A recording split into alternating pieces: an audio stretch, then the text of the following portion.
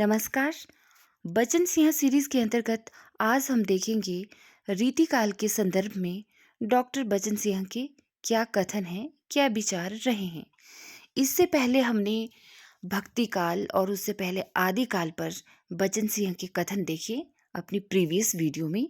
अगर आपने वह वीडियोस नहीं देखी हैं तो प्लेलिस्ट में वीडियोस पड़ी हैं, आप बारी बारी करके उनको देखें और समझें कि आखिर हिंदी साहित्य का दूसरा इतिहास जो ग्रंथ है बचन सिंह का, उसमें उनके द्वारा दिए गए कथन किस संदर्भ में है, क्या उनका महत्व है और वो कितने जरूरी हैं परीक्षा उपयोगी दृष्टि से।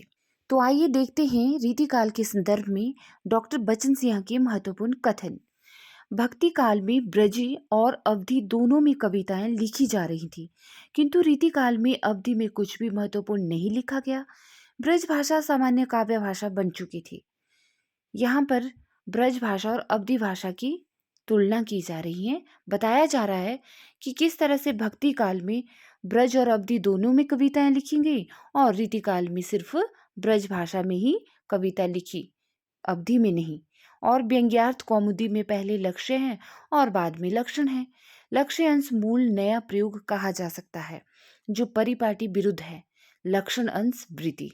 क्योंकि हम देखते हैं कि रीतिकाल जो है एक विशेष बंधी हुई परिपाटी में चलता है और उसमें लक्षण ग्रंथ ही लिखे जाते हैं। तो तब यहाँ पर बचन सिंह ने व्यंग्यार्थ कौमुदी के संदर्भ में ये कथन कहा है। इनकी इतनी प्रखर प्रतिभा ने मानो पद्माकर की प्रतिभा के साथ साथ रीतिवत काव्य कला को पूर्णतः पर पहुंचाकर छोड़ दिया हो, है ना। तो पद्माकर के विषय में यहाँ पर बचन जी लिख रहे हैं, परीक्षापयोगी हैं, बहुत ही महत्वपूर्ण कथन है। आप इनको ध्यान से सुनिएगा और समझिएगा। आगे देखते हैं कि छंदों में न कहीं फालतू शब्द हैं और न दूरारूढ़ कल्पना। वाक्य विन्यास में इतनी सफाई बहुत ही कम कवियों में मिलेगी। शुक्ल जी इनको पद्माकर के समकक्ष बड़ा कवि मानते हैं और शुक्ल जी के विरोध में मत व्यक्त करते समय उन्हें कई बार पढ़ लेना चाहिए। ऐसा कौन कह रहे हैं भी? बचन सिंह जी कह रहे हैं, है ना, कि शुक्ल जी के विरोध में अगर आपको कोई मत देना है, अपना विचार देना है ना, व्यक्त करना है, तो पहले उनको एक बार नहीं कई बार पढ़ लीजिए। तो शुक्ल जी पद्माकर के समकक्ष बड़ा कवि किसको मानते हैं? किसके बारे में बात की जा रही है इस कथन के संदर्भ में? प्रताप शाही के बारे में, है ना। प्रताप शाही के बारे में कहा है कि छंदों में न कहीं फालतू शब्द हैं इनके, न दूरारूढ़ कल्पना है और वाक्य विन्यास भी बहुत सफाई के साथ लिखे गए हैं, जो कि बहुत ही कम कवियों में इस तरह की क्वालिटी मिलती है। राजसभा में बड़प्पन पाने के लिए कुछ न कुछ पंडिताई जरूरी थी। कविता न सही तो रीति ग्रंथ ही सही। असफल कवि आलोचक बन जाता है। तो रीतिकालीन कवियों के बारे में कहा जा रहा है कि राजसभा में बड़प्पन पाने के लिए पंडिताई जरूरी थी, राजाओं का गुणगान करना जरूरी था कविताओं के जरिए। यदि कविता नहीं सही तो रीति ग्रंथ ही सही, है ना, कुछ ना कुछ तो लिखे। लेकिन एक असफल कवि भी एक आलोचक बन जाता है, क्योंकि हमें पता है कि आलोचक जो होता है एक पॉजिटिव नेगेटिव तरीके से, सर्वांग तरीके से जो है किसी भी चीज का मूल्यांकन करता है। तो असफल कवि आलोचक बन जाता है, अर्थात अगर कोई कवि यदि कविता करने में असफल हुआ तो वो बाद में क्या बन गया?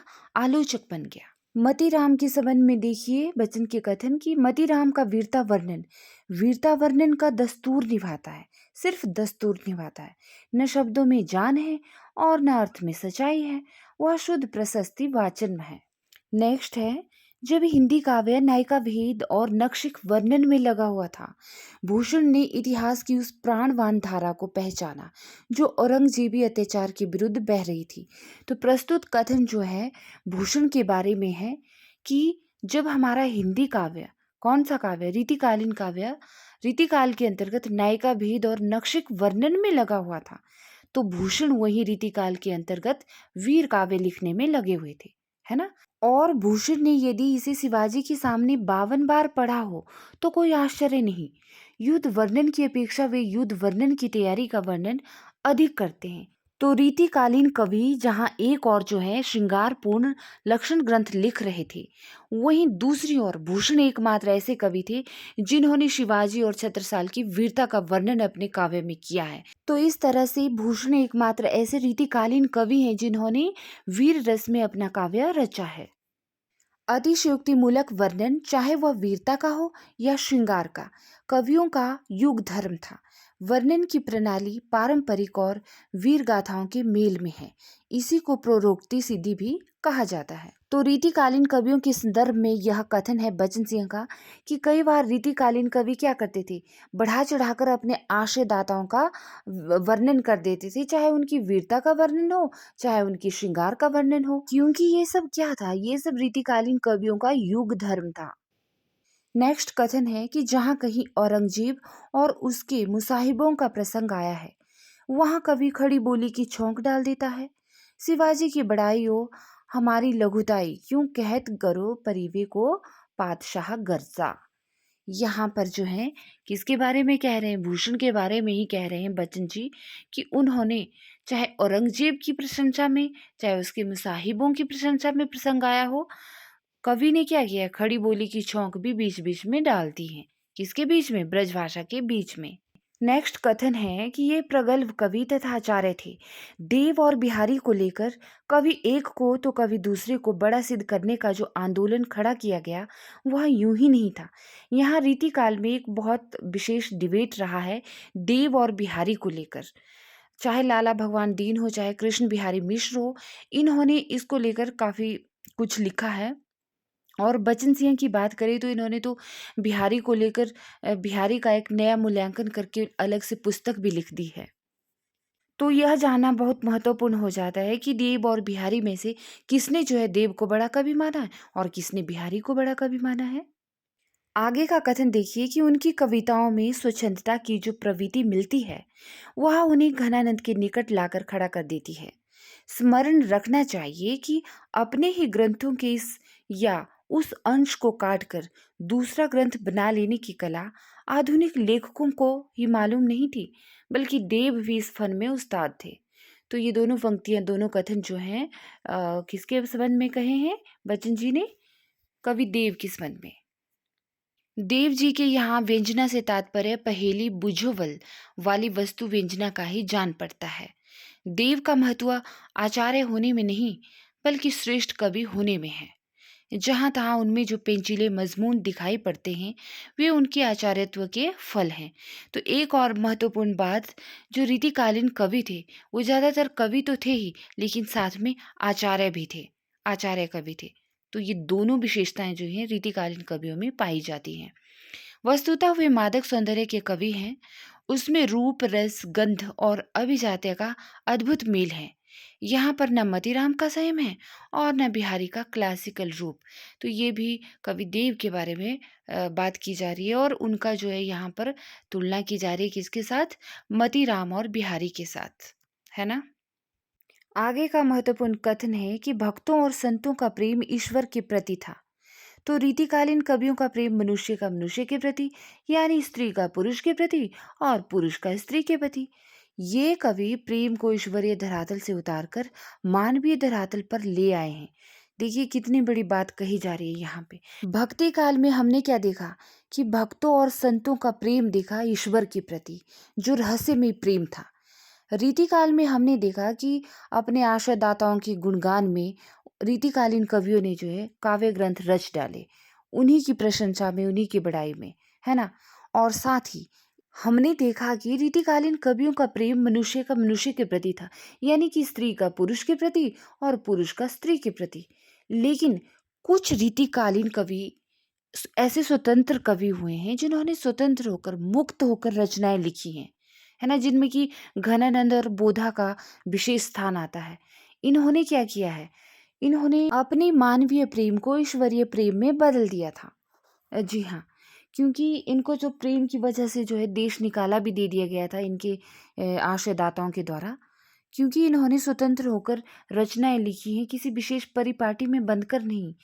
और वहीं दूसरी तरफ ऐसे रीतिकालीन कवि भी हुए हैं जिन्होंने अपने आशयदाताओं की प्रशंसा देवतुल्य कर दी है, देव के समान, यानी कि ईश्वर समझ के उनको उनका गुणगान किया है। इसी संबंध में आगे का कथन देखिए कि स्वच्छंद काव्य में प्रेम की साधना बड़ी ही कठिन बताई गई है, तलवार की धार पर दौड़ने की तरह। देव भी कहते हैं कि प्रेम तो कहत ठाकुर न ऐंठो सुन, बैठो गड़ी गहिरी तो बैठो प्रेम सरोवर में। ये कवि शास्त्र में केशव की तरह क्लासिकल हैं, तो काव्य में बहुत कुछ घनानंद की तरह स्वच्छंद। कौन? रीतिकालीन कवि। तो प्रेम की राह को इन्होंने बहुत ही कठिन माना है। कैसा बताया है कि तलवार की धार पर दौड़ने के समान है। और केशव और घनानंद के काव्य के साथ पर यहाँ पे तुलनात्मक कथन दिया गया है। बिहारी का प्रेम क्रीड़ात्मक है, तो देव का आवेगात्मक। यानी कि देव का जो प्रेम है वो बहुत ही इमोशन से भरा हुआ है, आवेग का उसमें जो है प्रवाह है। सौंदर्य का यह रंगमय वर्णन मतीराम और देव की नायिका के सौंदर्य वर्णन से भिन्न है, अलग है। इस वर्णन में कवि तटस्थ है और मतीराम की नायिका में विरह विक्षोभन की क्षमता है, तो देव की नायिका में नयनोत्सव की। यानी कि मतीराम की जो नायिका है, जहाँ पे मतीराम ने अपनी नायिका का वर्णन किया है, उसमें विरह व्याकुलता ज्यादा है, जबकि देव की काव्य में देव की नायिका है उसमें नयनोत्सव ज्यादा है, अर्थात आंखों आंखों में सब बात की जाती है। आगे का कथन देखिए कि फाग उनका सबसे प्रिय त्योहार है। किन कवि के बारे में यहाँ पे बात की जा रही है? पद्माकर के बारे में बात की जा रही है। पद्माकर जो है रीतिकाल के अंतिम कवि माने जाते हैं और उन्होंने अपने काव्य में ज़्यादातर तीज त्योहारों का बहुत वर्णन किया है, तो तभी कहा जा रहा है कि फाग उनका सबसे प्रिय त्योहार है। शिशिर के पाला के विरोध में मसाला जुटाने में पद्माकर किसी से 19 नहीं है, बल्कि 20 ही होंगे। इस कथन का अभिप्राय यह है कि शिशिर ऋतु में जो है जब पाला पड़ता है, तो प्रतीकों के माध्यम से पद्माकर ने अपने काव्य में किस तरह से मसाला डाला है, अर्थात अपनी काव्य भाषा को जो है कैसे मसालेदार बनाना है ना, और कैसे चटपटे तरीके से परोसना है पाठकों के आगे, यह पद्माकर में जो है यह विशेषता बखूबी थी। वे बखूबी जानते थे। इस मामले में 19 नहीं थे, बल्कि 20 ही थे, 20 के 20। पद्माकर की भाषा में बुंदेलखंडी रंग और मैदानी नदी का प्रवाह है। उनका बरवे नायिका भेद अपनी सरसता और कोमलता में रहीम के बरवे नायिका भेद से टक्कर लेता है। ये बहुत ही महत्वपूर्ण बात, बहुत ही महत्वपूर्ण कथन किसके बारे में? कवि पद्माकर के बारे में। और उनका बरवे नायिका भेद किससे टक्कर ले रहा है भाई? रहीम के बरवे नायिका भेद से। आगे का महत्वपूर्ण कथन देखिए, सामंती जीवन की जितनी विशेषताएं और वैविध्य बिहारी के काव्य में मिलते हैं, उतने किसी अन्य कवि की रचनाओं में नहीं। सतसई में प्रेम का क्रीड़ात्मक रूप और श्रृंगार का संयोग पक्ष अत्यंत समारोह पूर्वक चित्रित किया गया है। तो यह जो कोटेशन है बचन सिंह का, बिहारी के संदर्भ में है। ठीक है, बिहारी की एकमात्र रचना कौन थी? बिहारी सतसई। तो उसी के बारे में यह कथन है। आगे देखिए, बिहारी ऐसे अकेले कवि हैं जिन्होंने ग्रामीण संस्कृति के विरुद्ध घृणा की अभिव्यक्ति की है। अच्छा, बिहारी के लिए प्रेम चौगान का खेल है। वाह! तो भाई प्रश्न क्रिएट हो सकता है कि किस कवि के लिए प्रेम जो है चौगान का खेल है, और यह किसका कथन है? बिहारी के लिए जो है क्या है? प्रेम चौगान का खेल है, और यह कथन दिया हुआ है आपके बचन सिंह जी का। आगे का कथन है कि न कथा तथित मर्यादा के बांध में उनका जीवन प्रवाह बनने वाला था, और न रीति के बांध में उनकी कविता। जो कुछ उनके जीवन में है वही रचनात्मक स्तर पर कविता में है। वे तो मन के राजा थे। कौन? घनानंद। घनानंद के बारे में यहाँ पर बचन जी लिख रहे हैं कि वे तो मन के क्या थे? राजा थे। क्यों? क्योंकि रीति काल में वे एकमात्र ऐसे कवि के रूप में जाने जाते हैं। कैसे कवि के रूप में? रीति मुक्त कवि में, जिन्होंने किसी भी रीति में बंधकर कविता नहीं रची, बल्कि अपने मन के अनुसार कविता रची। जो उनके निजी जीवन में था, यथार्थ में था, वही उनकी कविता में था, है ना? तो इसीलिए वो क्या थे? मन के राजा थे। घनानंद प्रेम की यातना के कवि हैं। रूप का निखरना एक बात है, और देखने पर हर बार नया लगना दूसरी बात। भाई जब आप घनानंद को पढ़ेंगे, जानेंगे, तो उनकी जो ज़्यादातर काव्य है वह उनकी प्रेमिका सुजान के प्रति जो है समर्पित है। तो यहाँ पे कितनी महत्वपूर्ण और कितनी सुंदर बात कही गई है कि रूप का निखरना एक बात है। देखिए, रूप निखरता है, चलिए माना ठीक है कि निखरता है, लेकिन उसी रूप को बार बार या हर बार देखने पर वही रूप नया लगता है, हर बार अच्छा लगता है, सुंदर लगता है, तो बहुत अच्छी बात है ना, बहुत महत्वपूर्ण बात है कि ऐसा रूप जिसे हर बार देखो तो हर बार नया ही लगता है। भाई प्रेम के विषय में ऐसी गूढ़ और विलक्षण बात तो वही कर सकते हैं जो सचमुच प्रेम के रंग में रंगे हों, यानी कि घनानंद। आगे का कथन देखिए कि यदि बिहारी देव और घनानंद के अप्रस्तुतों को एक साथ रख दिया जाए तो कवियों की अपनी विशेषताओं के साथ तत्कालीन युग का अंतर्विरोध भी स्पष्ट हो जाता है। अब यहाँ पर क्या बात है, अप्रस्तुत मतलब जो बिहारी देव और घनानंद ने जिन प्रतीकों का, जिन उपमेय और उपमानों का अपने काव्य में जो है वर्णन किया है, उनकी बात यहाँ पे की जा रही है कि उनकी विशेषताओं के साथ यदि उस समय के अंतर्विरोध भी स्पष्ट हो जाते हैं। बिहारी ने मन की स्थिति को उजागर करने के लिए तुरंग, मृग, मस्त, हाथी आदि अप्रस्तुतों को चुना है। तो देव ने इसी काम के लिए मधुमक्खी, जाल का मीन, पिंजरा की चिड़िया आदि को, मतलब देखिए ना, आपने उपमेय और उपमान को पढ़ा होगा, है ना? जो प्रस्तुत का अप्रस्तुत से जो तुलना की जाती है, तो वही यहाँ पर बताया जा रहा है कि बिहारी ने मन की स्थिति को उजागर करने के लिए, अपने मन की व्यथा को बताने के लिए किन प्रतीकों का, किन अप्रस्तुतों का सहारा लिया है? तो तुरंग, मृग, मस्त, हाथी, इसकी तुलना किसके साथ की है इन्होंने? अपने मन की स्थिति के साथ। और वहीं देव ने भी जाल का मीन, पिंजरा की चिड़ी, मधुमक्खी आदि कहा है अपने मन की स्थिति को, मन की व्यथा को उजागर करने के लिए। कहाँ पर? काव्यों के माध्यम से। मीन, चालक, चकोर घनानंद के यहाँ भी है, पर उनका मन तो नेह न्यारे मीन और चकोर चंदहीन है। तो देखिए भाई, घनानंद ने भी अपने काव्य का माध्यम अपने मन की भावनाओं को व्यक्त करने के लिए मीन का सहारा लिया है, चालक और चकोर जैसे जो है प्रतीकों का, अप्रस्तुतों का सहारा लिया है। लेकिन उनका मन कैसा है भाई? प्रेम से भरा है ना? तो उनके तो मीन और चकोर चंदहीन है। वहीं पर तुलसी का चातक दृष्टांतात्मक है, तो घनानंद का रचनात्मक और संवेदनात्मक। बिहारी के अप्रस्तुत सामंती दबदबा व्यक्त करते हैं, तो देव के उसकी जकड़ और घनानंद के तजन्य वेदना। तो यहाँ पे देखिए कितने सारे कवियों में जो है एक तरह से तुलना की जा रही है, उनके काव्य में जो प्रतीक लिए हैं उन्होंने, प्रस्तुतों का अप्रस्तुतों के साथ जो उन्होंने समन्वय स्थापित किया है कि तुलसी का काव्य कैसा है? चातक दृष्टांतात्मक है, और घनानंद का जिसमें बहुत सारी संवेदनाएं हैं। तो बिहारी बिहारी क्या दबदबा व्यक्त करते हैं अपनी सामंती प्रथा का अपने काव्य में, और वहीं पर घनानंद का काव्य कैसा है? तजन्य है, उसमें वेदना की अभिव्यक्ति है, जिसको त्याग दिया गया है। तो बच्चन जी बिहारी, घनानंद, तुलसी और देव के बारे में यहाँ पर बात कर रहे हैं। आगे देखिए, वे कलम नहीं मांझते थे, तलवार भी भांजते थे। वे उमंगी और महामौजियों के महाराज थे। यह तो इस कवित से ही सिद्ध है। फर्क यह है कि एक आजीवन प्रेमाग्नि में झुलसता रहा और दूसरे को अपनी प्रेमिका का संग साथ मिल गया। भाई यहाँ पर देखिए किनकी बात हो रही है? घनानंद और बोधा की बात हो रही है। जी हाँ, घनानंद और बोधा रीति काल में ऐसे कवि रहे हैं जिनको प्रेम विषयक काव्य रचने के लिए जाना जाता है। बोधा और घनानंद।